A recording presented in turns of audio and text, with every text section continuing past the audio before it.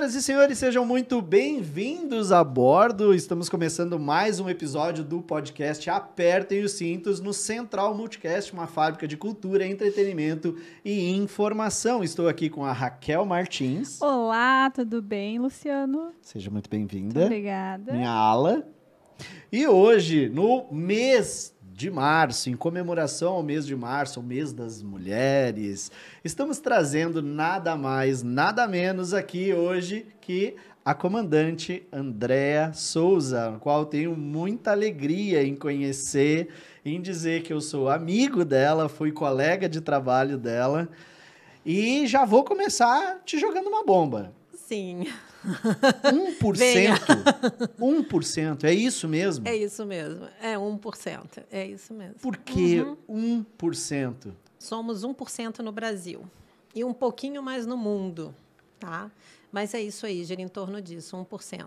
Eu acho que porque a aviação sempre se ligou piloto, homem, né? Sempre foi uma carreira bem masculina durante muito tempo, né? Então, é curioso isso, que eu já ouvi gente dizer assim, ué, não sabia que podia mulher ser piloto. Agora, não tenho ouvido isso ultimamente, mas eu ouvi isso essa expressão muito. Que é. Podia.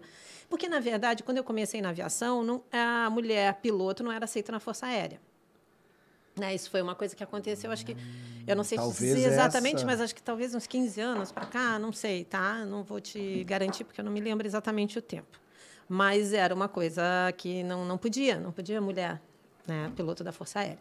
Então, eu acho que as mulheres e os homens associavam. Como não pode na Força Aérea, não pode na aviação civil também. Né? Até porque eu acho que a aviação civil ela começou muito com pilotos que estavam na Força Aérea, sim, na parte da Segunda Guerra, né? A aviação comercial teve início ali, né? Então, os pilotos que... Muitos pilotos vieram da Força Aérea. Né? Então, tinha aquele meio que... Não tinha uma proibição, mas existia um tabu, né? Que não tinha piloto mulher. Isso veio surgindo com o tempo. Né? A gente teve as primeiras comandantes na VASP, na extinta VASP, né? De linha aérea e tal. A VASP foi a primeira comandante mulher brasileira? Comandante mulher, A VASP, se eu não me engano, tinha a Carla e a Arlete, que foram as primeiras comandantes de Boeing do Brasil. Legal. Quanto tempo já, Andréa, que tu tá na aviação? Olha, 33 Gente, anos. Então, 33 anos de aviação, onde a gente vive ainda alguns tabus, né? Mesmo passados esses 30 anos, tem gente que ainda não sabe que pode. Como que foi lá atrás para ti? Conta pra gente como é que surgiu essa ideia. Vou ser piloto. Eu morava no Rio, eu sou do Rio de Janeiro, né? Eu morava no Rio e morava na Ilha do Governador, né? Perto próximo ali, fica com uma visão muito boa do Galeão e do Santos Dumont também, porque eu morava no alto, então eu vi o aeroporto do Santos Dumont, né? Enxergava a pista da minha casa, do terraço da minha casa. E passava o antigo Eletra, né? Ele fazia o que a gente chama de curva base, que é quando intercepta a final para pouso. E ele fazia a curva base exatamente em cima da casa do meu pai e da minha mãe. E aquilo me encantava, porque você imagina, a cada hora em hora passava o Eletra. Então, eu corria, ficava marcando o horário, porque eu sabia o próximo sobrevoo do Eletra, e eu ficava lá esperando o Eletra passar. Eu tinha um vizinho, que era eles eram amigos dos meus pais, que eram gaúchos, né, de Bento Gonçalves, e que ele era da Varig, era comandante da Varig, e que era nosso vizinho, de fundos. Né? A minha casa, a casa dos meus pais aqui e a dele de fundo. E eu cresci com as filhas dele, brincando, né? E eu chamo de tio, porque eu cresci junto, o tio Raul, ele era piloto da Varig, então eu acompanhava aquela ida e vinda dele, né? Ele voava internacional, desde sempre que eu me lembro, ele era da Internacional. Então, eu via aquela rotina e aquilo me encantava. E aí o avião passava em cima e ele me contava histórias. Desde pequena eu chegava na casa dele e pedia: tio, aconteceu alguma coisa? Conta uma história. Eu acho que muita coisa ele até inventava para poder a minha imaginação fluir, porque eu amava, eu ficava horas ouvindo. E assim foi. Aí quando eu estava minha mãe disse que com 7 anos eu comecei a falar em avião, voar. E aí com 14 eu já sabia que eu queria ser piloto. Quando eu entrei no ensino médio, eu já defini, eu quero voar, eu quero ser piloto. E assim foi. E aí, com 17 anos, eu já estava fazendo o curso de teórico de PP. Gente, é um risco morar perto do aeroporto, né? Agora, não, o que eu tava contando, eu tô lembrando da história do Jorge, lembra? Jorge também. O Jorge sentou aqui, ele disse que ele era criança e morava também perto da cabeceira do aeroporto. Então, ele anotava os horários e os prefixos dos aviões e aí batia com um dia com o outro, ele comparava para saber se era o mesmo avião que estava no mesmo horário, fazendo a mesma rota, e disse que nunca batia, ele ficava louco, ele queria entender mais daquilo ali, não conseguia, enfim. Tu estava contando a história e eu estava lembrando da história dele. Como pode, como morar perto, né? Influencia. Não, influencia muito. Para você ter ideia, eu já era... eu já era adulta, já, me lembro que eu tinha... eu devia ter uns 20 anos já, e eu ia andar na praia e eu sabia que tinha um horário que decolava o 47 da Air France. E eu sabia que era umas 5 e pouco da tarde que saía aquele voo, e ele não era diário, ele tinha alguns dias da semana. E eu ia andar na praia, eu já sabia e ficava esperando o 47 passar e aí eu me lembro que eu olhava, eu pensava assim, hoje ele está pesado, hoje ele está carregado, não está subindo quase, subindo. Não tá bem analisando a performance do avião. Não entendia nada quase, mas ficava ali analisando a performance do avião, mas era curtido. Que interessante, né? Com 14 anos, tu já sabia que tu queria Jesus mas do céu. Mas daí tu falava? Sim, eu quero ser piloto. Aí eu falei para meu pai, eu quero ser piloto.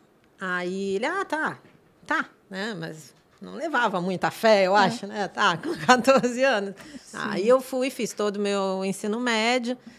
No último ano começou aquela história, né? No começo do ano, vestibular, vai fazer para quê? Vai fazer para quê? Eu falei, eu quero ser piloto, pai. Só que na época a gente não tinha faculdade de ciências aeronáuticas, não existia um curso relativamente novo, né? Que tem mais ou menos, talvez uns 20 anos, eu acho, um pouco menos. Né? Isso década de 80. Isso em 86. 86. Aí ele disse, mas não tem faculdade de piloto. E você quer fazer o curso? Tá bom. Então, a gente vai fazer assim. Você vai fazer um voo no aeroclube, se você gostar, eu pago o curso. Mas você vai fazer vestibular e vai fazer uma faculdade. Porque ele me lembra direitinho da frase dele, se esse fogo de palha passa, depois você não vai ser nada. Então, você vai fazer a faculdade. Eu falei, tá bom. Aí, fiz vestibular, fui fazendo a faculdade, tocando a faculdade e fazendo o curso porque aí eu fiz o primeiro voo, me encantei, voltei para casa e falei, isso que eu quero fazer. Aí... Você lembra desse primeiro voo? Lembro perfeitamente desse primeiro voo. Lembro até o instrutor, que depois foi meu instrutor de piloto privado, né? E que eu fiz a instrução toda com ele. Lembro de tudo. Lembro dos prefixos, dos aviões, lembro de tudo. Que legal, cara. E aí eu fui fazer no Rio de Janeiro, só que não na cidade do Rio, eu fiz em Volta Redonda, o meu piloto privado. E aí comecei a voar e tocava a faculdade, fazia curso de inglês, fazia curso de piloto, eu estava estafando, né? Já estava muito cansada. Aí eu fiz um ano mais ou menos da faculdade de jornalismo. Aí eu falei para o meu pai, não estou aguentando, a faculdade é muito puxada, a carga horária é muito... Se você parar, eu não continuo a pagar. Aí fui. Toquei mais 2 anos e fiz a metade do curso, mais ou menos. Quando eu mudei de curso, fui para um outro curso, convenci meu pai, um curso com menos carga horária. Só por causa da carga horária. Só por causa da carga horária, para poder... Porque eu tinha que estudar, porque, paralelamente a isso, eu passei na prova teórica de piloto privado e eu tinha que passar na de piloto comercial. E tinha que estudar para caramba. E ainda tinha faculdade, e fazia inglês, ainda era uma correria a minha vida, né? Isso tudo com 17 anos, né? Nossa, maturidade já estava lá em cima, né? Bom, acho que tu já nasceu maduro. 17 anos, se me deixassem meia hora sozinho, eu tava comendo terra. Gente, pelo amor de Deus. Você ouvia críticas das pessoas, não do teu pai, não assim da galera próxima, mas quando amigas, amigos, quando você falava alguma coisa? As minhas amigas sempre, que aliás são minhas amigas até hoje, né? Todas elas, eu tenho contato. Essa semana mesmo eu tive um pernoite no Rio, aí eu vou visitar uma por uma correndo ali, porque é uma tarde, né? Tomo café meia hora com uma, depois com outra e tal, é uma correria, mas eu mantenho as minhas amizades e as minhas amigas sempre me incentivaram muito. Sempre, sempre. Que tiveram fases muito difíceis, né? Que eu precisava de um ombro amigo para chorar. E eram as minhas amigas que ouviam as minhas choradeiras, né? E até porque muitas épocas da minha vida eu tive que ficar longe, né? Da minha família, dos amigos, fora do Rio de Janeiro, e aí bate uma solidão danada. E elas eram que me apoiavam. Então, eu sempre tive muita força das amigas, meus amigos, minha família. Depois que meu pai viu que não era mais fogo de palha, ele e a minha mãe, acho que devem ter sentado e falado, olha, não tem jeito mais. Quanto vai, tempo não, já tinha passado? Não tem mais como segurar eu essa acho que já guria. tinha passado uns 2 anos, né? Eu já estava concluindo aí meu piloto comercial. Eu chequei, acho que com 19, se eu não me engano. 19 Nossa, anos. 19 Naquela anos. época, fazer hora de voo era proibitivo, como é hoje, por exemplo? Era Valores. muito caro. E eu me lembro que era aquela época, plano cruzado, eu acho. Nessa época, mais ou deve menos ser. por aí. E eu me lembro que a hora de voo era um valor, hoje, amanhã ela era outro, né? Bah. Então, a gente comprava o pacote para poder ficar mais barato, né? Até hoje tem os pacotes de horas, né? E aí, para garantir pelo menos Aquele aquele valor ali por pra determinado tempo. E aí foi. Aí teve uma hora que não deu mais. Eu falei, olha, pai, não está dando mais. Porque aí eu consegui para dar instrução de ultraleve, lá na Barra da Tijuca. Aí eu falei, pai, eu não consigo Eu nem sabia manter... que o ultraleve conta como Não hora. conta? Ah, não conta? Não conta, mas eu queria um emprego na aviação. Eu queria trabalhar em um emprego na aviação. Não conta nada. E aí eu fiz o curso de ultraleve ali rapidinho, porque eu já tinha o curso de avião, então era só um cursinho básico, e comecei a dar instrução. Só que era muito puxado, porque aí eu ainda fazia as horas de voo, ainda estava estudando, aí tinha que estudar Aí depois tinha o multimotor IFR, tinha que fazer tudo isso. E Isso era a uma faculdade correria. já... Aí eu falei para o meu pai, não dá mais, ou a faculdade não consigo mais. Ele, tá bom, então tranca e depois que você aliviar, você volta. Eu não voltei, né?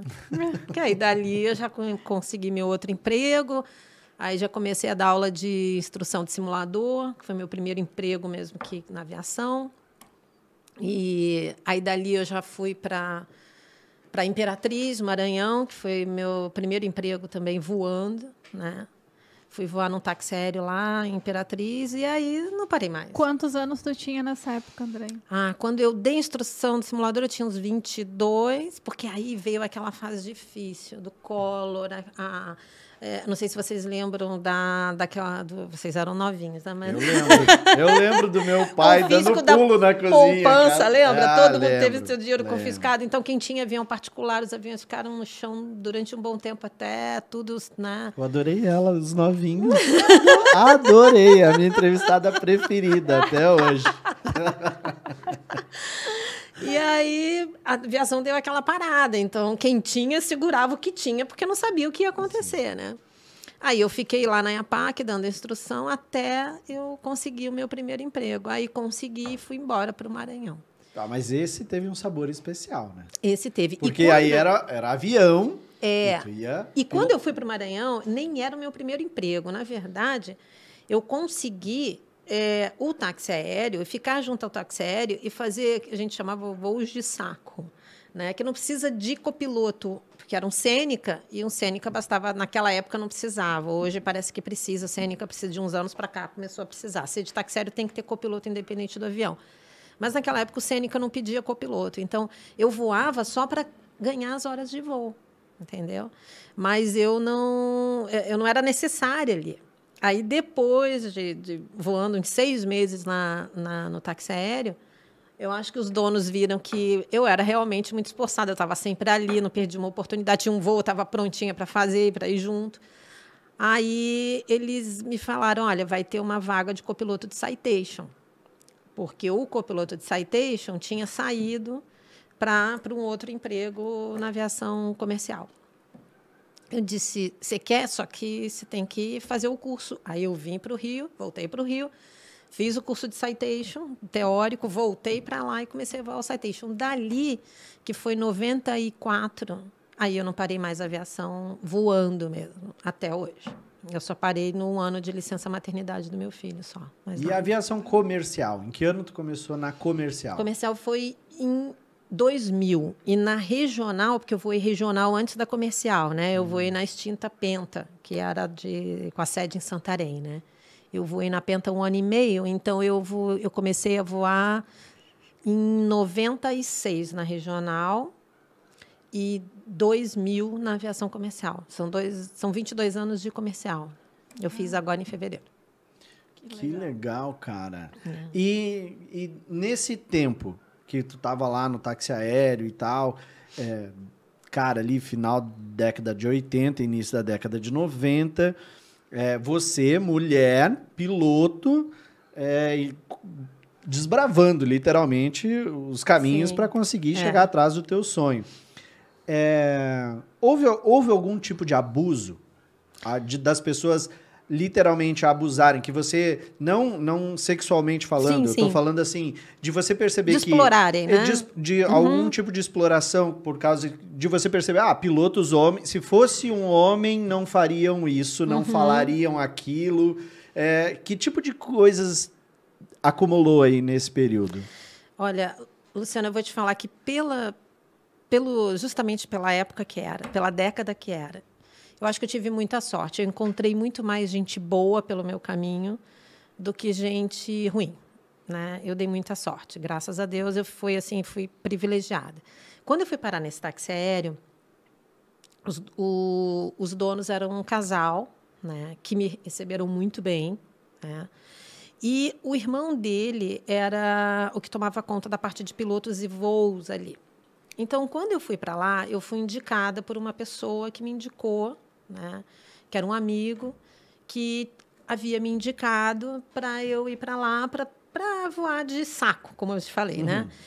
E quando eu cheguei lá, fui super bem recebida e comecei a voar, né, nessa época só para acumular horas. E não ganhava nada. Quando eu comecei Só que o que acontecia? Os pilotos de táxi aéreo, eles compartilham o quarto. Um comandante e o copiloto, eles dividem o quarto. E eu não tinha como. Então, o que eu fazia? Quando tinha um voo de pernoite e eu não queria perder, eu pagava o meu hotel para poder ficar no quarto separado. Sim. Né? Para não onerar o táxi aéreo. Então, você literalmente pagava para voar. Eu pagava para voar. Né? Mas uma hora de cênica valia muito. Né? Sim. Aí, isso passaram os meses, né? Esse irmão do dono do táxi aéreo me chamou, que era uma pessoa ótima, que sempre também me tratou muito bem, com muito respeito, consideração, e falou para mim assim: Andréia, estou vendo o teu sacrifício, aí, o teu esforço. A gente resolveu fazer o seguinte: a partir de hoje, a gente vai pagar o teu quarto de hotel. Então, quando você voar, a gente vai pagar um outro quarto de hotel para você. E assim foi. Que legal. Né? E depois dali, eu já comecei a receber, quando eu virei copiloto de Citation, eles já pagavam a hora de voo. Então, assim, eu tive muita gente boa que me ajudou, sabe? Gente que sentiu que eu realmente queria aquilo. É porque, assim, eu acho que se você também se dedica, se entrega, respeita o teu trabalho, faz aquilo com amor, com carinho, as pessoas vêm. E, automaticamente, as pessoas atraem pessoas boas que querem ajudar, entendeu? Pô, ela está aqui se esforçando, ela largou, saiu do Rio de Janeiro, veio para o interior do Maranhão, está aqui, vamos dar uma força. Então, eu tive isso, sabe? Eu tive sorte. Encontrei, né, percalços pelo caminho? Sim, claro. Gente que não me ajudou, gente que olhou e falou, não, sim, mas eu preferia pensar que não era porque eu era mulher, mas que talvez um homem também não conseguisse, entendeu? Eu procurava não ficar pensando nisso. Não, é por preconceito, ou por... Não tiveram, por exemplo, assim, parceiras de jornada que você viu, de você dizer, cara...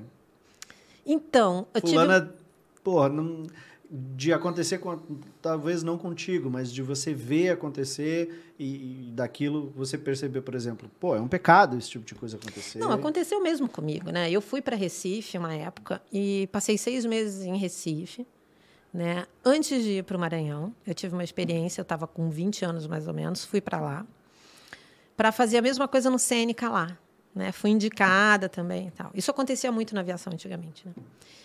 E eu cheguei lá e fui muito, digamos assim, ignorada, né? E não tive a menor oportunidade, não consegui. Fiquei gramando, tentando, ia para o Aeroclube, ia para o aeroporto, tentava uma oportunidade e não me deram. E eu voltei para o Rio de Janeiro depois de 6 meses de frustração, entendeu? Então, tive, sim. Tive. Esse aí foi uma experiência bem chata. E foram bem diretos comigo. Você é mulher e a gente não vai apoiar. Não vai aceitar, justamente por isso. Porque a gente tem que pagar 2 quartos, isso vai onerar e tal. Eu falei, ok, tudo bem. Mas também eu pensava assim, tem gente para me atrapalhar, mas vai ter muito mais para me ajudar. Eu tenho certeza disso. Eu nunca perdi a fé, sabe? E realmente o que aconteceu? Logo depois já veio a oportunidade de Imperatriz e até hoje eu tenho um carinho muito grande. Agora a gente pousa lá e não tem tempo solo, mas tinha uma época que tinha tempo solo ou tinha pernoite, eu pegava um táxi e ia lá para visitar todo mundo, para ver todo mundo, porque eu tenho um carinho realmente muito grande por todos que me acolheram lá, entendeu? Abriu muitas portas. Né? Foi a grande abertura de porta, né? Eu vejo algo muito, muito bonito na tua história, Andréia, que eu acho que serve de exemplo para nós, né? Que estamos constantemente nessa luta. Tu nunca te vitimizou pela condição que tu tava e tu nunca deixou a moral cair. Não. Porque isso impede muita gente de conseguir o que quer. Porque não consegue assumir o espírito, né? O estado de espírito ideal para conseguir passar pelas situações. Eu acho que você pegou exatamente o feeling da coisa. É isso aí. Eu nunca me vitimizei. Nunca. E eu tô ouvindo a história aqui pensando assim, ó. Eu fico pensando da seguinte forma. Cara, eu tô no Rio, eu fui para Recife tentar fazer alguma coisa acontecer. Fiquei 6 meses, voltei. Nada aconteceu, não me deram a oportunidade. E aí me dizem, vai para Imperatriz.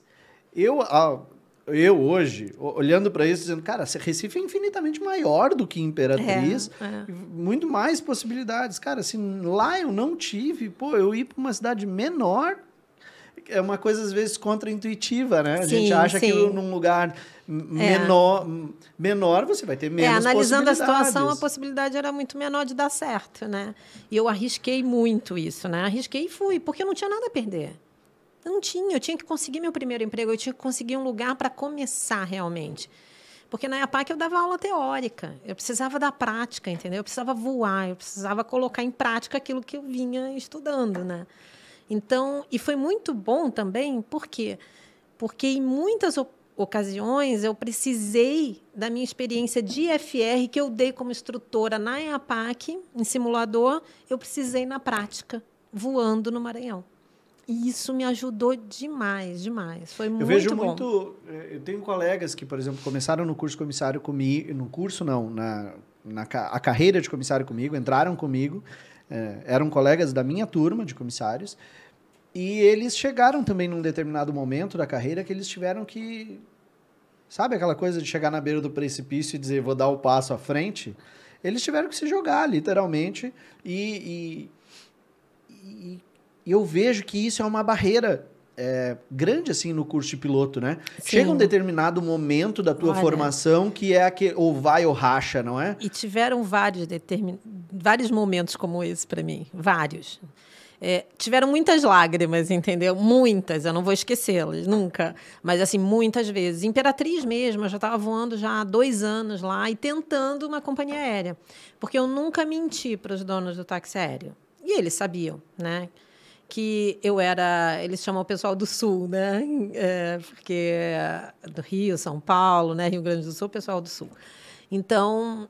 Eles sempre souberam que na maioria as pessoas querem ir para lá e depois querem por quê? Porque as famílias estão aqui, então a gente quer voltar para perto das famílias, né? Claro, dos amigos, a tua vida, né? E eu nunca menti que o meu sonho era entrar numa companhia aérea. Meu sonho era a linha aérea. Esse era o meu sonho, ser comandante na linha aérea. Então, eu não escondi deles, né? Então, no final de 2 anos que eu já estava lá, eu estava cansada, porque... Eu queria e eu via que aquele sonho não acontecia, não abria prova, não abria concurso, não abria nada, aviação parada, e eu desesperada, eu não aguento mais morar aqui. E eu estava voando um Citation, estava voando um avião bom. Mas é que tem uma hora que você se sente meio que estagnada, tá? E aí? Claro, porque a gente sempre quer mais, né? Até chegar ao nosso objetivo, a gente quer mais. Sempre. Né? Então, a gente está sempre querendo mais, né? Hoje eu sou comandante na linha aérea, mas o meu sonho é ser comandante na internacional na linha aérea. Então, você está sempre querendo um outro passo, lógico, né? Natural do ser humano. Então, eu estava já há 2 anos lá e saudade da minha família, saudade das minhas amigas e... Sabe, muitas lágrimas eu derramei, chorando sozinha. E não foi um período fácil, não foi. Mas a aviação estava, pelo menos eu estava em algum lugar voando. Não adiantava voltar para o Rio para ficar sem fazer em nada, casa com meu pai e com a minha voar, mãe desempregada. Não adiantava. Sabe que eu falo isso muito para os meus alunos, né? Eu digo para eles assim, a aviação, ela é um misto das coisas que tu quer para ti, e das coisas que tu abre mão. Exatamente. Então, é uma gangorra. Eternamente, tu vai ficar eternamente tentando se equilibrar em cima disso. E muitas vezes, para te entrar, tu tem que ter consciência do que tu tá abrindo mão. E tu tem que convencer o selecionador de que tu sabe e de que tu tem estrutura para isso. Sim. E eu falo para eles, cara, quem acompanha o Instagram de qualquer comissário de bordo ou piloto brasileiro, ali não tá retratada a realidade. Não. Porque a gente coleciona muito mais horas. O reloginho de sozinho num quarto de hotel é infinitamente maior do que o reloginho num bom restaurante, Claro. né, num ponto turístico, Sim. ou seja Uma lá praia. fazendo uma praia ou fazendo qualquer outra coisa. Exatamente, exatamente. Eu sempre falo o seguinte, porque a gente vê que na aviação tem muito piloto frustrado. Ah, porque eu não aguento mais ficar fora de casa, porque eu não aguento mais isso, porque eu não aguento essa vida. Então, eu costumo dizer o seguinte, que a aviação, você ser piloto, você quer ser piloto ou você quer ser aviador? Se você quiser ser piloto, você vai, compra teu avião, tira o teu brevet e ok. Você quer ser aviador? Bom, você quer ser aviador, então é o pacote completo. O pacote completo é ficar fora de casa, é o teu filho andar pela primeira vez e você não vê, você não está, porque eu não estava em Manaus quando ele andou pela primeira vez, entendeu? Eu não vi o primeiro passo dele. É isso, entendeu? O que você quer? Você quer a vida de piloto? Você quer ser piloto ou quer a vida de aviador? Se você quer aviador, então você vai ter que... Isso vem no pacote. Vem os ônus e vem o bônus. E vem também. o bônus, e você tem que entender que isso faz parte e ter prazer. Não, lógico que não de deixar de ver meu filho andar, não é isso. Mas ter prazer também, até no momento difícil, de levar aquilo numa boa, entendeu? De colocar o teu uniforme e dizer assim, não, eu faço o que eu gosto. Tem dias que alguém gosta de acordar às 3 da manhã? Não, ninguém gosta, né? Por mim, eu só voaria à tarde, à noite, madrugada, que eu adoro. Mas eu tenho que acordar às 3 da manhã. Mas eu sei que eu vou fazer o que eu gosto, então vamos lá, entendeu? Então é bom. Agora, isso faz parte do pacote de aviador. Entendeu? E quando chegou a oportunidade da linha aérea? Aí foi o grande sonho na minha vida, né? Que aí, quando eu entrei, que eu sentei ali na direita e comecei a voar, eu olhava o avião e dizia assim, meu Deus, eu não acredito que eu estou voando. Quando eu fiz a externa, eu acho que todo piloto se dá conta daquilo que conseguiu quando ele faz a externa, que é aquela inspeção, né? Externa no avião, que você dá 360 ali, que você caminha e volta do avião. Eu não acredito que eu estou voando este avião. Meu Deus, obrigada. É quando cai a ficha. Sabe? Na externa, quando eu fui copiloto da Internacional, que eu voei um avião grande e eu fiz a primeira externa e eu disse, eu não acredito que eu estou voando esse avião, eu não acredito. Dá uma excitação, assim, porque aí você dimensiona o passo que você deu, que é para mim, pelo menos, né? Aí você olha para trás e vê que tudo aquilo que tu passou, as lágrimas que tu derramou, valeu a pena. Ai, valeram todas. Eu não voltaria atrás, não mudaria nada. Então, agora eu quero entrar num outro terreno nebuloso aqui. Afinal de contas, você entrou na aviação. Sim. Agora é copiloto. Sim. E agora é uma mulher e um homem dentro de um cockpit fechado e é ele que dá as ordens. Sim. Como foi esse momento, essa época de copiloto? E aí a gente já está década de... Já era 2000? Ano de 2000. Ano de 2000. Então, isso. Aí chegou uma mulher no cockpit. E como foi essa relação de copiloto, de ter comandantes, muitas vezes aí com histórico de ser autoritário, aquela coisa do... Sim, porque sim. Tinha muito isso nessa época, do comandante ser o comandante. A gente já tinha o CRM, né? O curso de CRM, né? Que trata justamente isso, né? É você saber lidar e tratar das adversidades e conviver dentro de uma cabine, dentro de um avião todo. Mas ainda era muito menos trabalhado, digamos assim, do que é hoje, né? Até porque hoje a gente tem um mundo com mais respeito, né? De tudo, né? Então, antigamente não era tanto assim. Quando eu entrei, nós éramos 5. Na verdade, só existia uma quando eu entrei na empresa que eu trabalho. E entramos 4 de uma vez. Então, formamos um grupo de 5, né? E éramos, acho que 0,5% do grupo, né? Todo. E 0,5% a gente estatisticamente falando na época era isso aí. Mas eu vou te falar que foi assim, ó, as maiores dificuldades que eu vivi, e como essa que eu passei em Recife, de ouvir isso, não, você é mulher, a gente não quer, porque vai onerar, não me interessa. Tipo, essas coisas, elas praticamente foram extintas na aviação comercial. Porque eu entrei já numa empresa com uma mentalidade mais moderna, mais atual e mais para a época, né, em 2000. Então, a gente foi muito bem recebido, assim. E uma coisa muito importante, a primeira piloto que entrou na empresa, ela fez um trabalho muito bonito, muito bonito. Uma pessoa maravilhosa como pessoa e profissionalmente falando. Então, ela tinha um histórico muito legal. Então, eu digo que ela abriu portas para a gente. Porque talvez, se não tivesse acontecido isso, ela não tivesse tido essa carreira profissional tão maravilhosa, talvez a gente não tivesse tido essa oportunidade. Então, eu digo que nós somos gratas a ela, a pioneira, entendeu? Porque quando nós entramos, ela já tinha aberto esse caminho maravilhoso. Sim. Então, para a gente foi olhado de uma outra maneira. Eu acho que aí todo mundo já... Ela deve ter assim, muita história para contar lá dentro, né? Eu vou te dizer que eu não. Por quê? Porque eu acho que a cama já estava feita para a gente, entendeu? Nós já encontramos uma caminha bonitinha e feita e bem feita. Então, claro que teve desafio. Eu ouvi de um comandante, não gosto de voar com mulher. Ouvi. Eu disse, ok. Tá bom. Problema. Se eu pensei, né? Se você quiser descer, desce você. Eu não vou descer. Então, entendeu? Mas assim, falou, não me tratou mal nem nada. Eu disse, não, eu não gosto de voar com mulher. Seco e grosso e direto. Mas Andréia, ele foi em 22 anos. Então, tá bom, né? Tá bom. Tá bom. eu quero te fazer a pergunta. Tu acha que as mulheres têm tão poucas comandantes assim porque não existe procura? Ou porque existe ainda um preconceito na contratação de mulheres? Eu acho que porque não procuram muito. Você vê nos próprios aeroclubes, né? Você vai ver um grupo de... Eu acho que hoje aumentou bastante, mas eu não tenho acompanhado mais aeroclube, né? Então, eu não posso dizer isso. Mas eu acho que ainda assim, a procura ainda é muito menor. A procura é menor. O que acontece? Eu acho que uma coisa que muitas vezes vira até... de conversar, eu acabei descobrindo isso, que muitas não querem por conta depois da futura maternidade. Aí você vai dizer, tá, mas o comissário também vai passar por isso.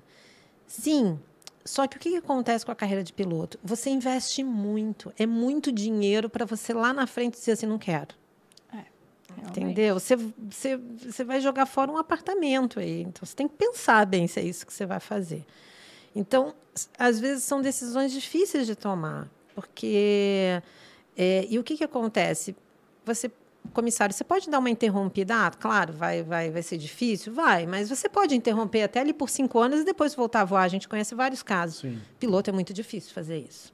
Bem difícil, porque aí vence carteira, CHT, e você fica longe da linha aérea, então você tem dificuldade depois de voltar para o meio, entendeu? Então, o piloto tem que ser uma carreira contínua. E até a questão da concorrência também, né? Porque hoje se contrata uma turma, sei lá, de 50 comissários de voo para 10 pilotos. Exatamente. Digamos, exatamente. a proporção é bem diferente, né? Porque no jato de pequeno, assim, um jato de médio porte hoje numa empresa, você tem 2 pilotos, você tem um comandante, um copiloto e tem 4 comissários. Então, o número é muito maior. Então, você precisa de mais, né? Então, as oportunidades são diferentes. Então, o comissário pode até se dar o luxo de interromper. Eu tenho colegas que,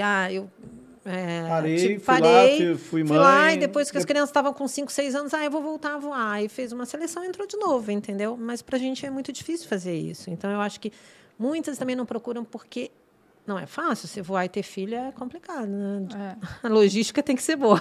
Quantos anos até virar comandante? Olha, no meu caso, na linha aérea, foram 6 anos. Mas eu peguei uma época boa, assim, porque as empresas estavam crescendo muito, né? A Varig quebrou, né? Depois, mas antes veio a Transbrasil, a VASP. Então, as empresas deixaram muitas linhas em aberto. Então, as empresas que tinham no mercado foram crescendo, né?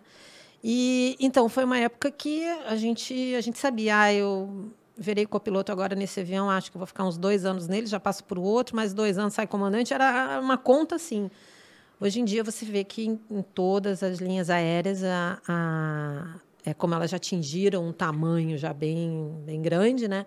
Então o crescimento é menor, então se fica muito mais tempo. Na época da Varig, o pessoal dizia, né? Ó, abriu uma vaga no 47, aí o outro respondia, quem morreu? Quem morreu, exatamente. É mais ou menos assim hoje, entendeu? Já chegou num... É.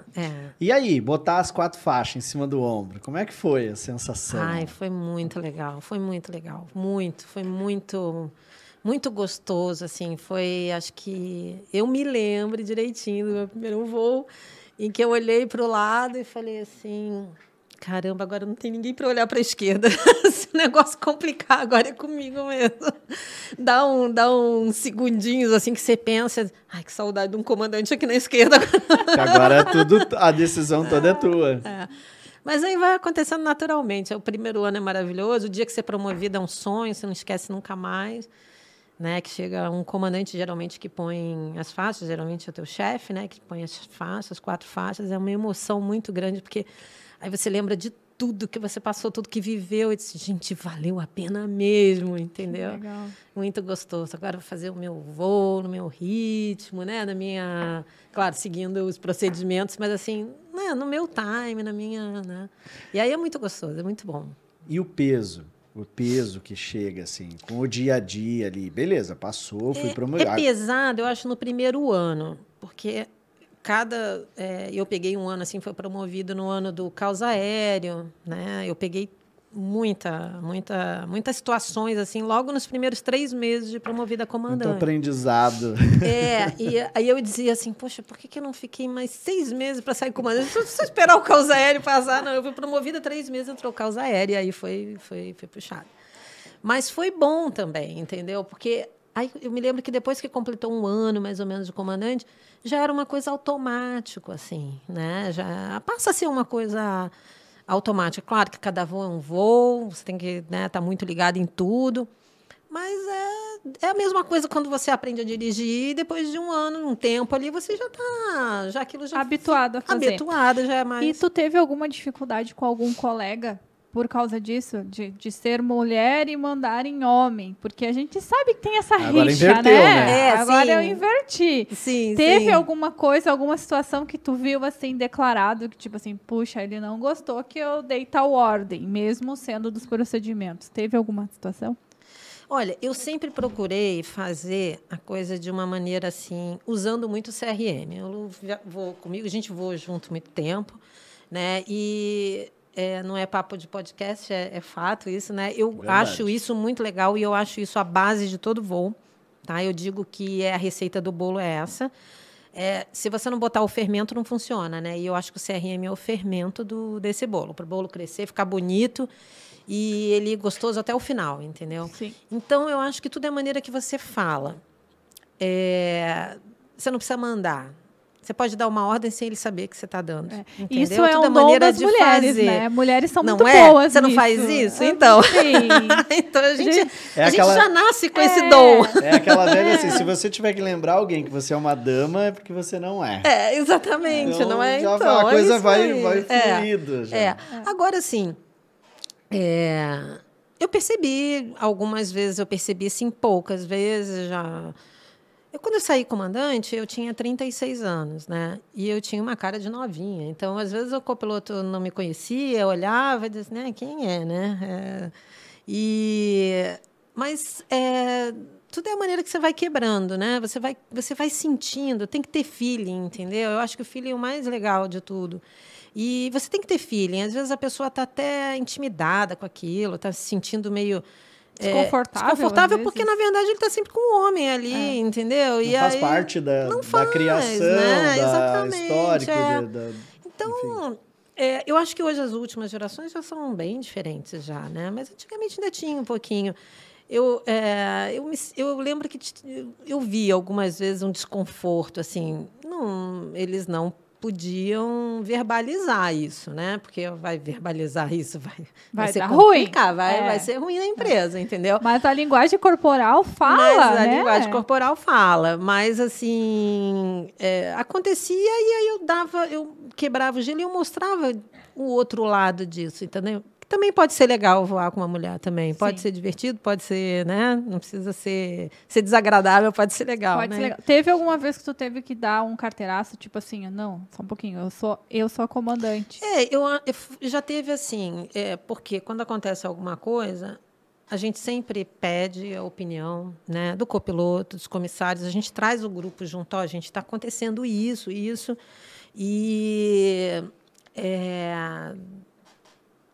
eu acho que a gente deve fazer isso, mas eu quero a opinião de todos aqui. O que vocês acham, né? Foi numa situação de solo, né, que a gente estava, enfim, numa situação de regulamentação ali. Eu chamei o grupo, conversei, falei, eu quero que a decisão seja em conjunto aqui. E todo mundo concordou e ele falou assim, eu não concordo. Eu disse, tá, por que você não concorda? Me passa, que de repente a gente não tá vendo visão, o lado, né? né? Não concordo com isso. Eu disse, não, isso aí não tem fundamento. Então, estuda a lei, vai estudar e vai saber o que você está falando, porque agora...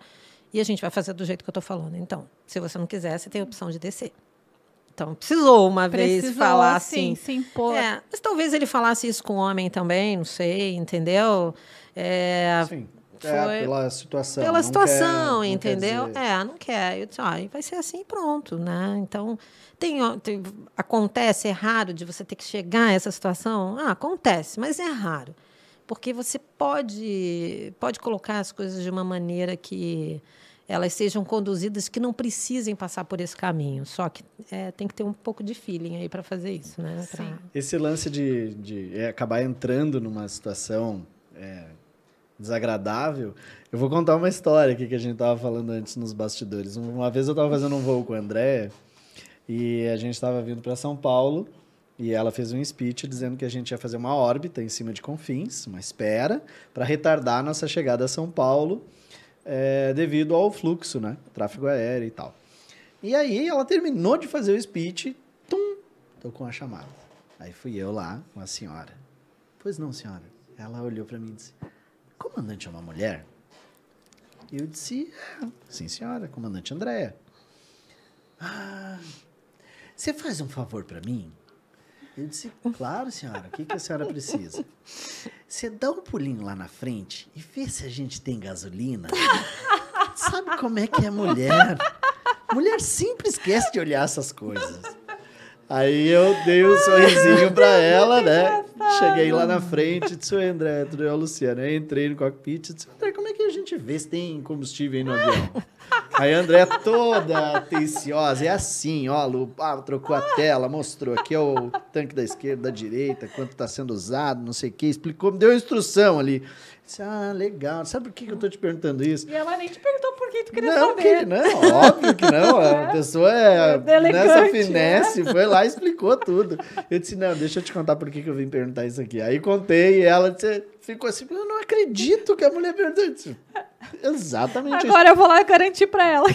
Aí eu disse, agora que tu me ensinou, eu vou lá dizer que tu me ensinou a ver pra poder fazer a piada, né? Sim, aí sim. Voltei lá, falei pra passageira, a senhora, ela me ensinou a olhar lá e realmente tem, a senhora fique tranquila, tá?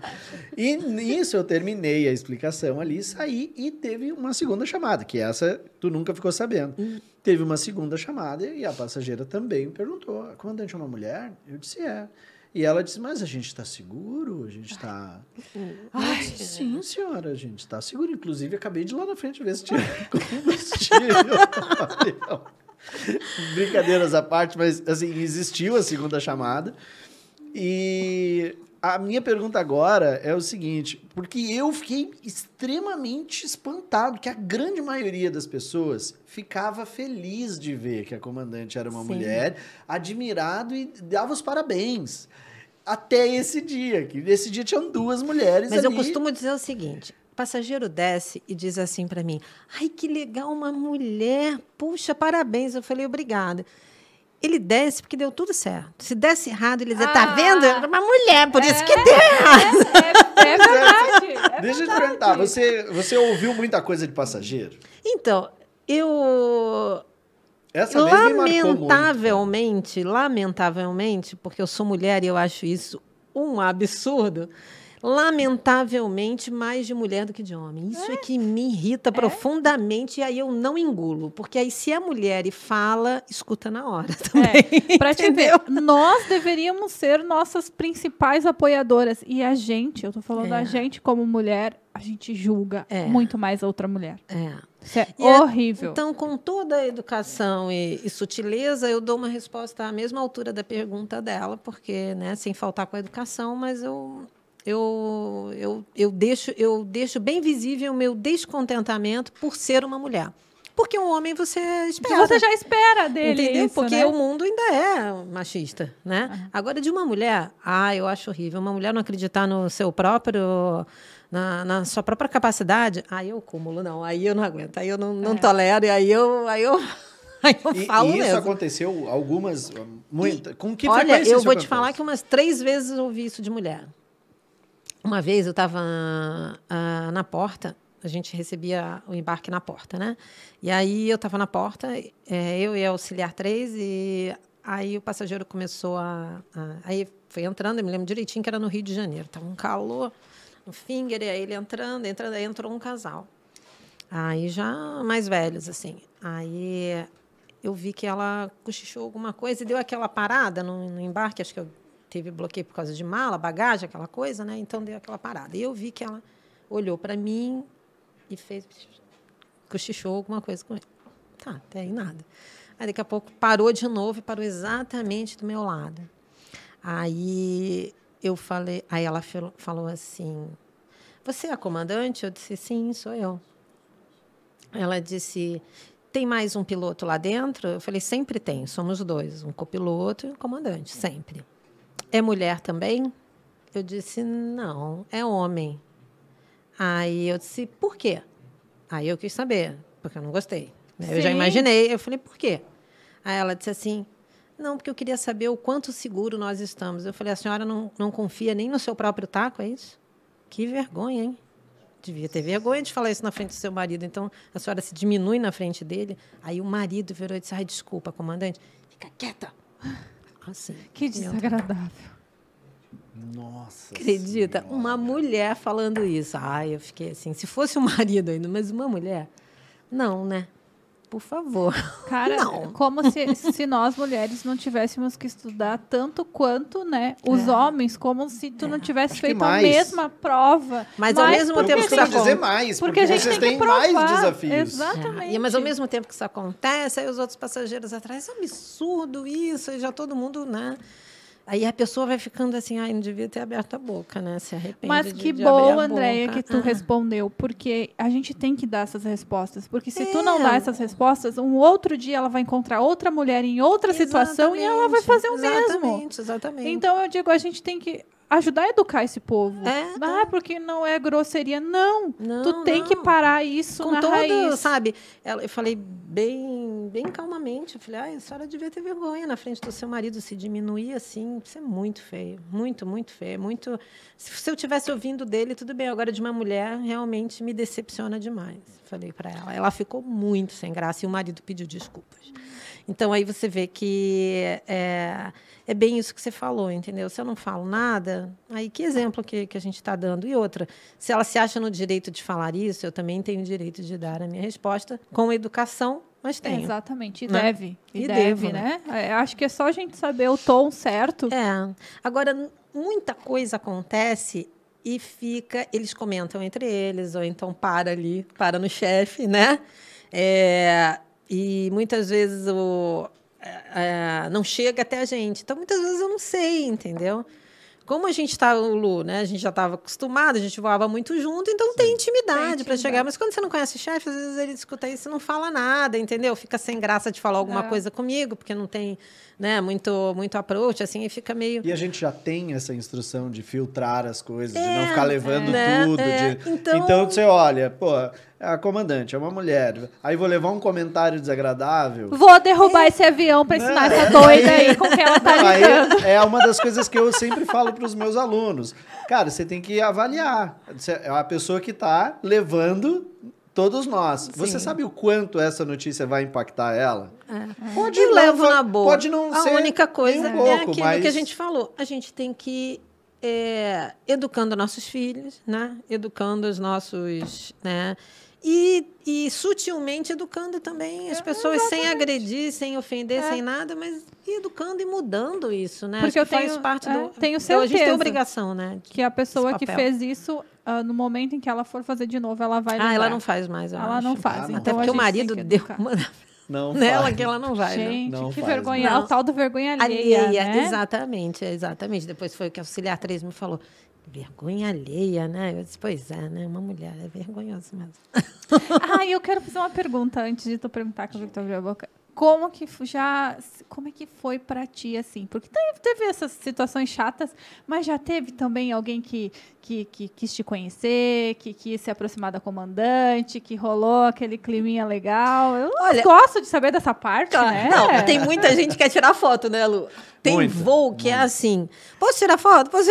Eu falei, olha, gente, se a gente tem tempo, né, depois do pouso, aí tudo bem, mas às vezes a gente está naquele procedimento de turnaround, que você tá desembarcando, a limpeza vem, limpa e já vai embarcar trocando Muito tripulação, né? Ou às vezes até mesmo a gente fazendo a próxima etapa. Então não dá tempo, então não posso atrasar o voo para tirar foto, aí peço desculpa, não dá. Mas tem muita gente, eles procuram muito porque é diferente. Mas sabe o que é legal? Muita criança gosta quando o pai e a mãe falam, é um piloto e tal. Aí quer ir, muita menina quer tirar foto comigo, sabe? Aí as meninas me agarram, assim, botam o rosto.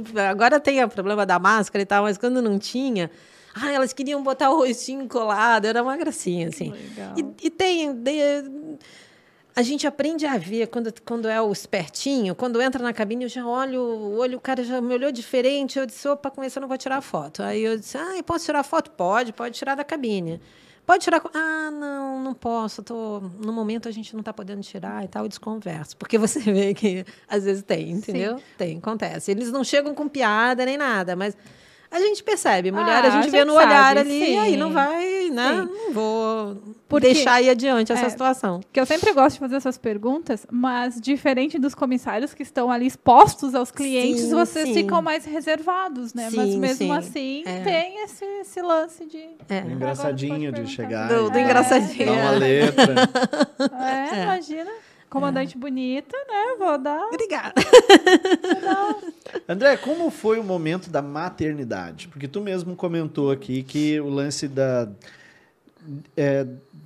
disso para a mulher, assim, de chegar a um determinado momento, e você, inclusive, relatou colegas que deram uma interrompida na carreira, depois Sim, voltaram sim. e tal. E pelo que ficou claro aqui na tua história, vou pilotar, a vida inteira, baixou a cabeça ali.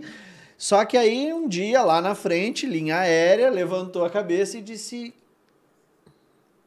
Quero ser mãe. Ou como é que veio essa parada? E foi aí, assim como mesmo, porque, na verdade, não era um sonho, um grande sonho da minha vida ser mãe. Tá? Não tenho vergonha nenhuma de dizer isso. Meu filho é a melhor coisa do mundo e foi a melhor coisa do mundo que eu fiz. Mas eu era tão focada na aviação que eu só pensava nisso. Então, eu não pensava muito na maternidade. Eu não dava espaço para a maternidade entrar. Aí eu saí comandante, fui promovida a comandante, já era comandante. Eu disse, tá.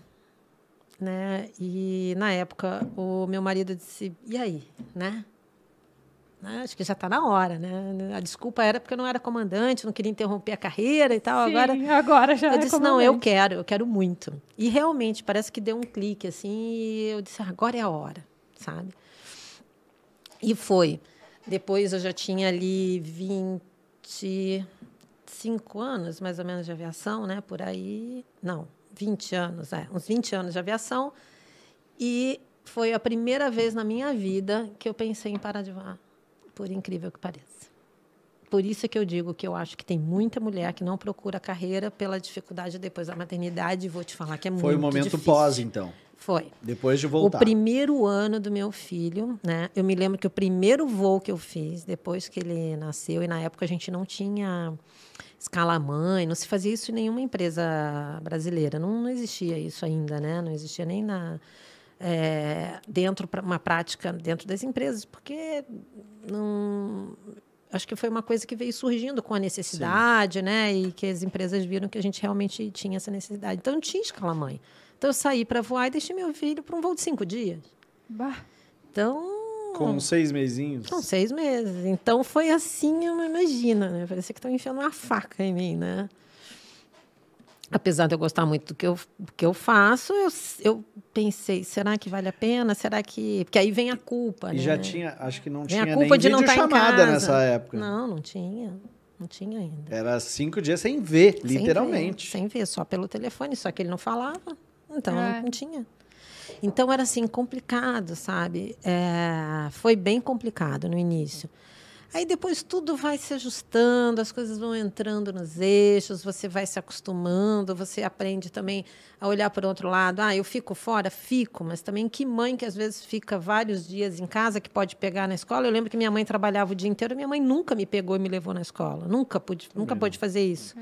E eu podia levar, podia pegar, podia assistir uma aula né, depois a aulinha de capoeira que fazia, não sei o quê. Eu participava muito também. Então, eu comecei a ver que tem um lado de sacrifício. Às vezes não está no Natal, não está no Ano Novo, não está em alguma data. Quando caminha, você não vê e tal. Mas também tem outras oportunidades. Então, vamos trabalhar isso. Aí você vai se adaptando. Mas...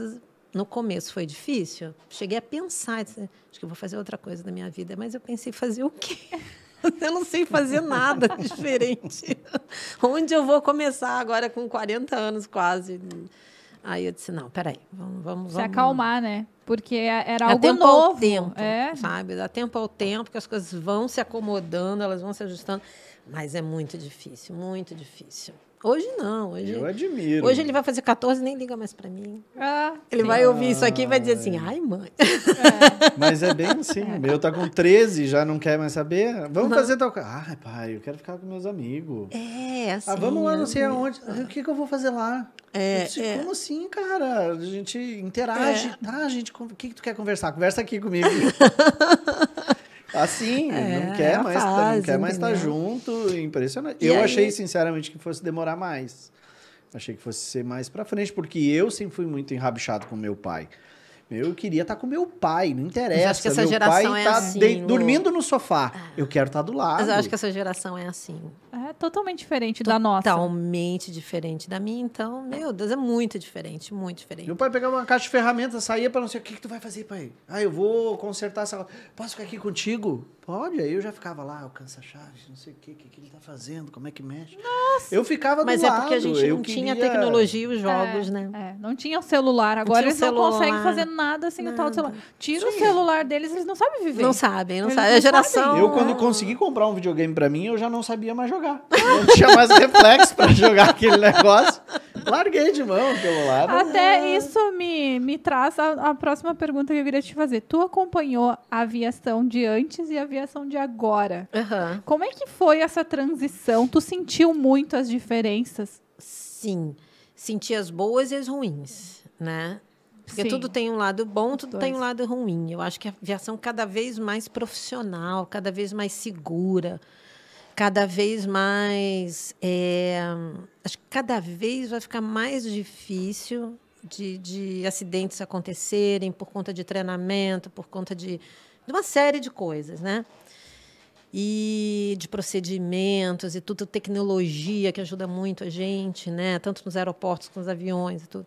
Então, eu acho que a aviação está muito mais segura, muito mais profissional. Isso aí é muito legal de ver, né?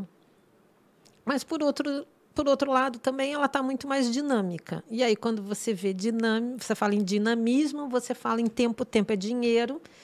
E a gente já não tem mais aqueles pernoites da praia, né? A gente que não permitia tem você que aproveitar. Eu vivi muito isso, né? Vivi muitos inativos e tal, de você ter essa curtição, essa coisa legal, sabe? E isso é uma coisa que você não vê mais em Isso lugar que nenhum. gera a proximidade entre vocês, tripulantes, também, né? Porque é a família, é o convívio. Exatamente. Você sai para um voo de 4 dias, né? Como a gente tem muito aqui em Porto Alegre, você sai para um voo de 4 dias, ali é a tua família, do começo até o fim, né? Um cuidando do outro, né?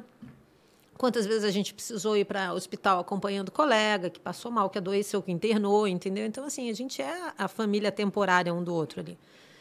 E aí você sente falta de interagir um pouco.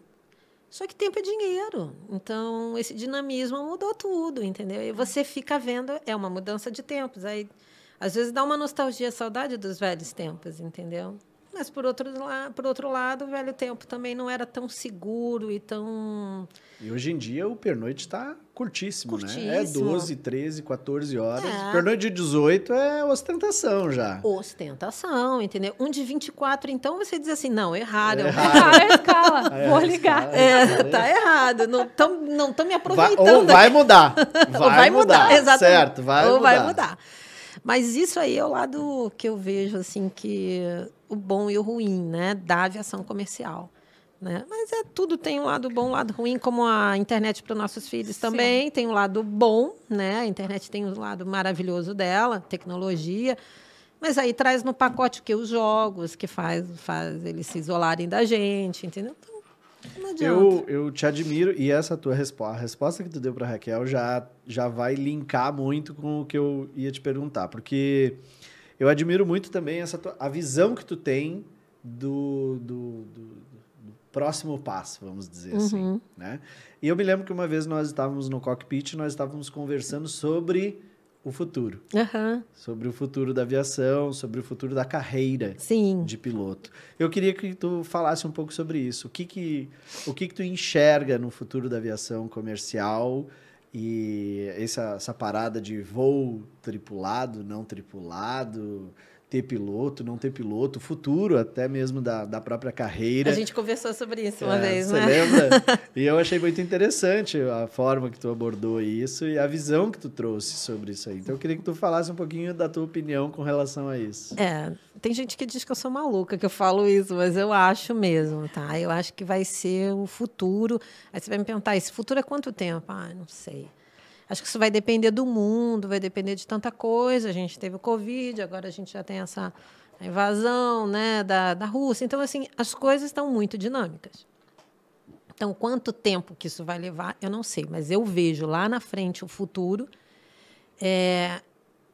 que a aviação vai ser o não tripulada. Eu não tenho dúvida disso, nenhuma. E quando dizem assim, então a gente vai passar de 2 pilotos para 1, não. A gente vai passar de 2 pilotos para nenhum. Lá no futuro vai ser isso. Eu não tenho a menor dúvida, E eu acho que a indústria aeronáutica vai estar caminhando já para isso, até por testes que já foram feitos e tudo, entendeu? E numa condição segura. E numa condição muito segura, porque a tecnologia ela não tem fim, né? A evolução tecnológica não tem fim, né?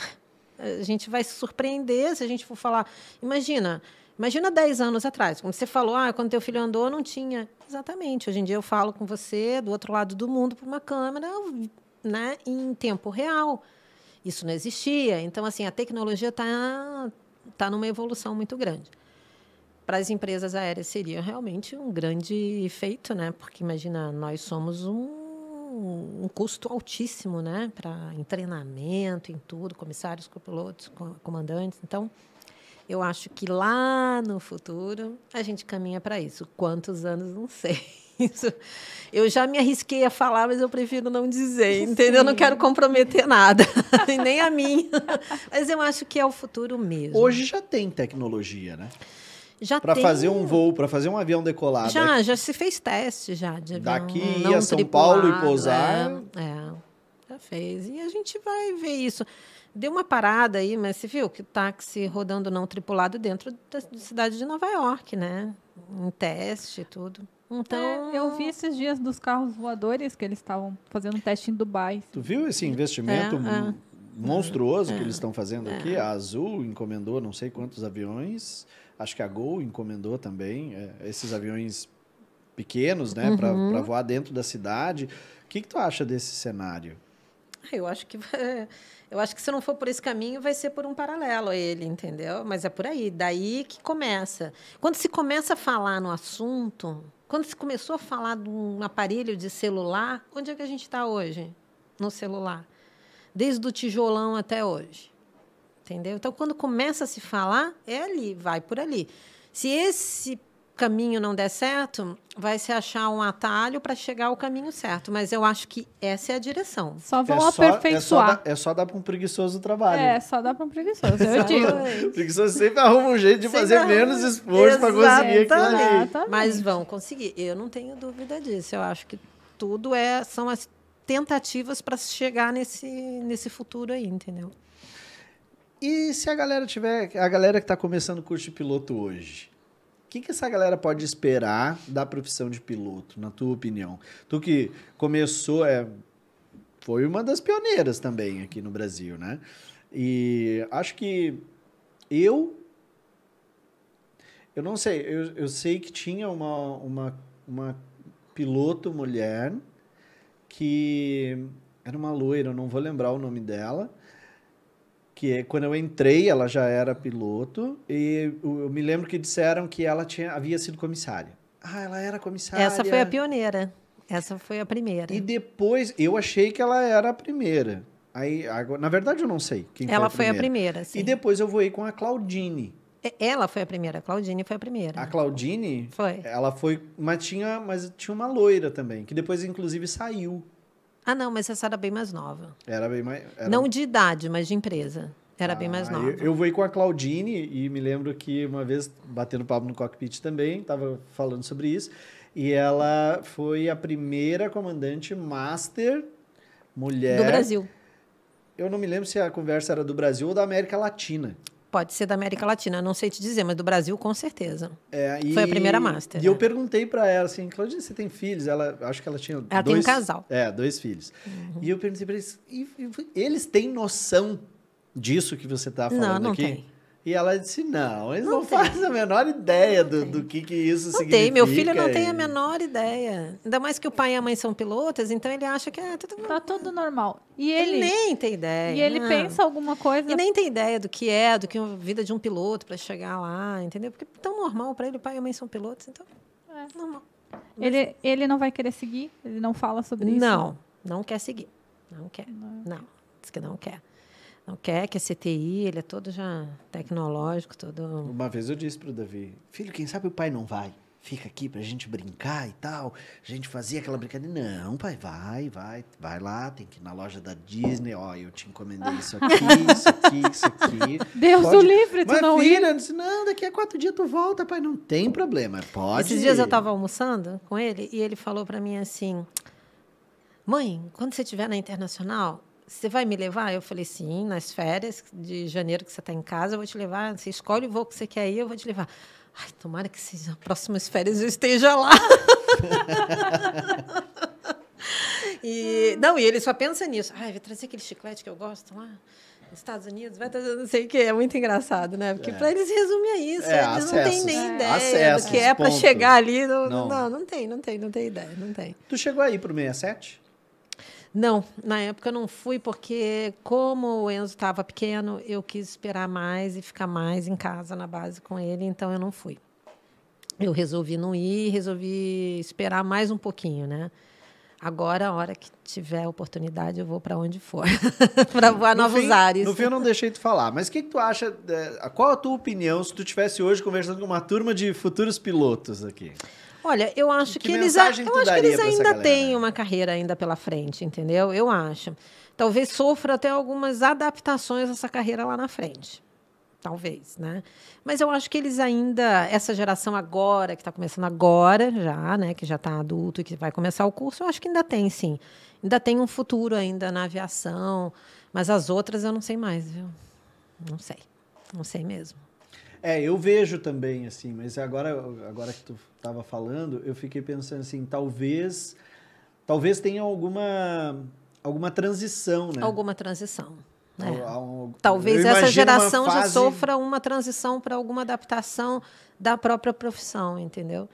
Que talvez tenha que se adaptar a isso, entendeu? Mas aquele antigo padrão o padrão atual, que é antigo, né? Que é não desde sempre que a gente tinha o mecânico de voo, né?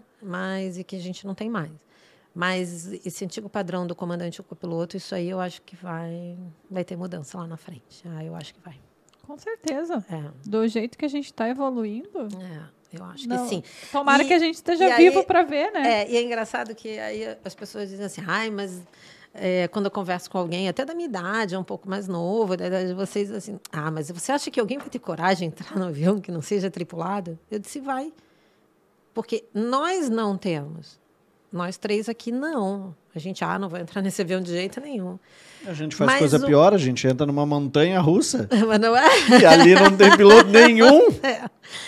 Só que, olha só, o meu filho, eu já fiz essa pergunta para ele, e ele tem 13 anos. Eu perguntei para ele sim, isso já tem tempo. Olha, eu perguntei para ele, eu me lembro que ele era bem menor. Eu perguntei para ele, filho, você entraria num avião que não tem piloto, que só a máquina pilota? Sim, porque ele nasceu na tecnologia.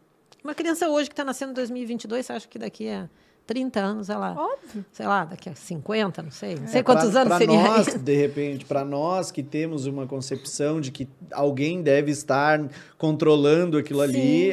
Sim, mas... porque a máquina... Para essa geração, ela é muito mais confiável do que o ser humano. Ele confia mais na máquina do que no ser humano. Em inúmeros acidentes já foi comprovado isso, que se a máquina estivesse no controle, quer ver o exemplo do Rio Hudson, que o comandante pousou no rio, foi feito não sei quantos testes que a máquina calcularia mais rápido e teria pousado em segurança no LaGuardia, né? Exatamente. Todo mundo diz, né, porque ele é um herói, né, e um piloto maravilhoso, uma habilidade, né, e uma inteligência, uma rapidez, porque eu acho que dentro de que um cérebro de um ser humano pode raciocinar, ele foi perfeito, né, tanto que não morreu ninguém. Ele foi realmente perfeito em tudo, planejamento, em tudo, e ter aquele start effect, rápido, né? De, é aqui que eu vou fazer e vou botar ali, e isso foi, né, a experiência. Ele já era um comandante de muitos anos, experiente, né?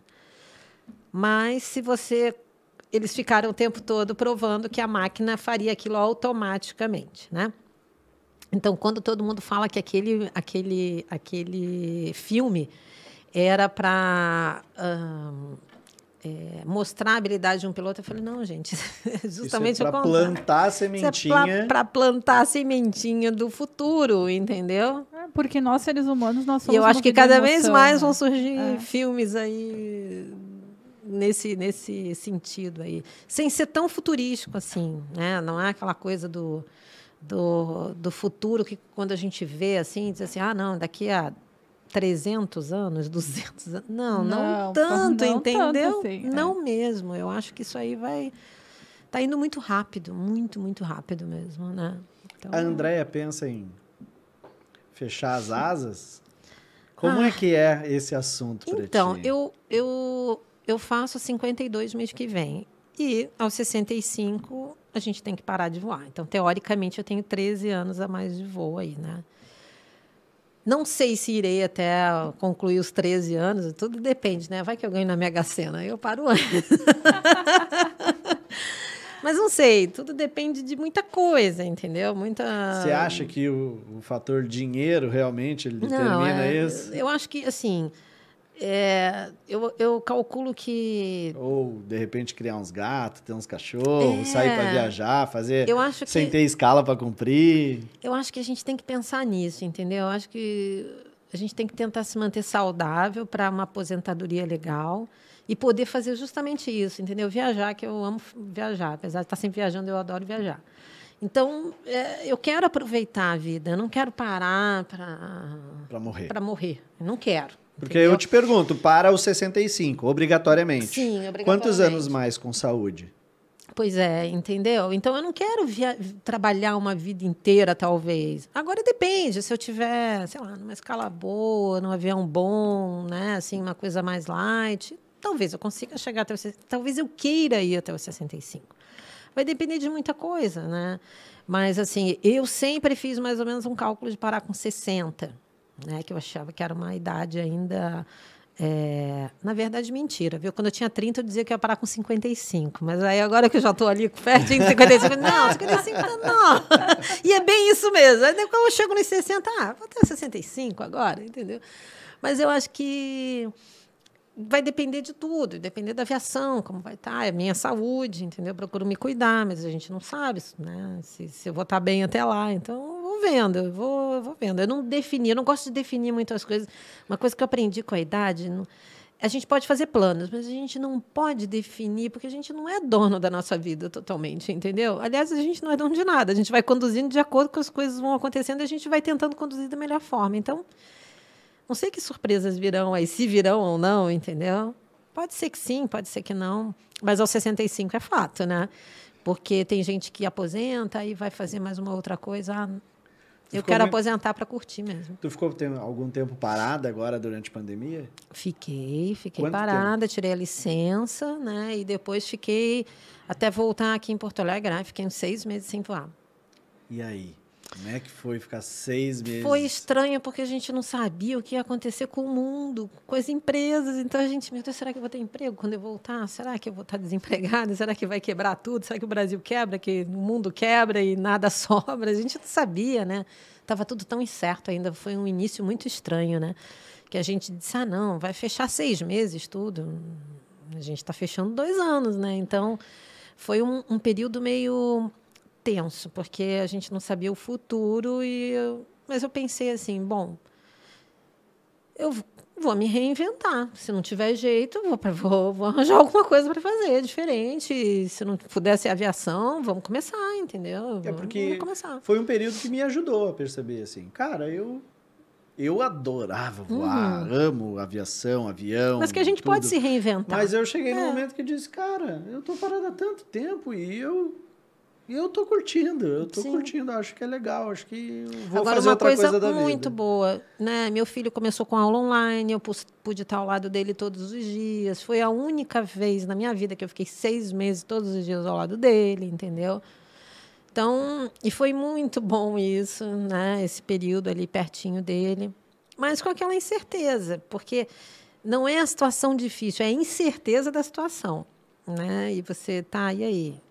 Vai quebrar, não quebra? Como é que é, né? A empresa, a gente não sabe se a empresa tem esse fôlego, a gente não está lá para saber, né? E a gente não sabe o que acontece nos bastidores, né? A gente sabe só o que está aqui, que a gente participa. Então, a gente não sabia, era tudo o batidão a gente sabe, a operação sabe, exatamente, a gente sabe. O operacional, né? Mas as estratégias, os planejamentos, a gente não tem acesso. Então, a gente ficava muito...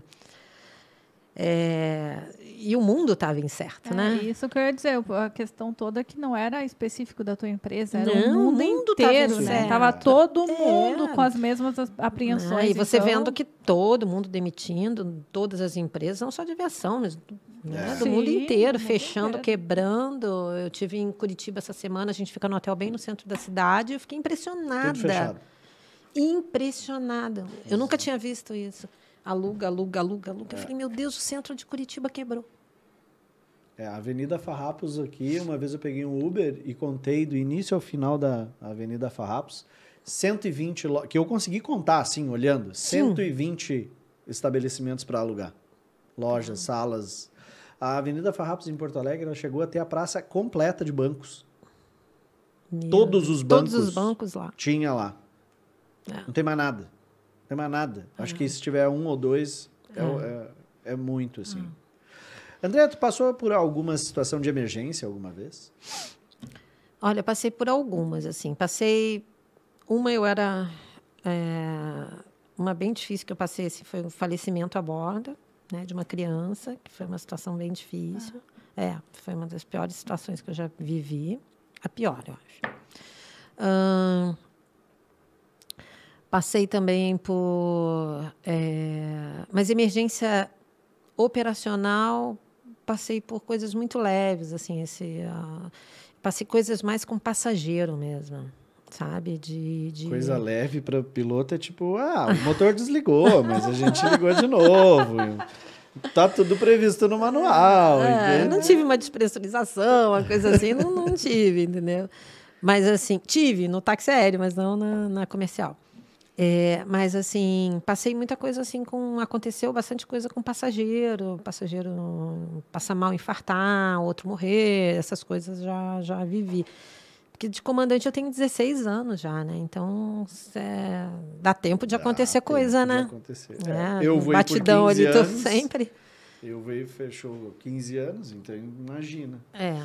Déia, queria aqui, entregar para ti, para eternizar esse momento que você veio aqui. A gente pediu pro nosso amigo Oberdan, cara que é fera do desenho. Até te falei, esse cara vai invadir lá teu Instagram, vai fuçar lá, legal, entendeu? legal. E aí ele fez isso aqui para ti, para lembrar aí desse momento. Uma lembrança. Eu espero que você goste. Ai, Ele foi lá. que barato, adorei! Amei! É minha roupa de pedalar. Adorei. Ele foi lá no teu Instagram e pegou uma lá. Obrigada. Mostra aqui pra essa câmera aqui, Adorei. Esse aqui é o meu uniforme de pedalada.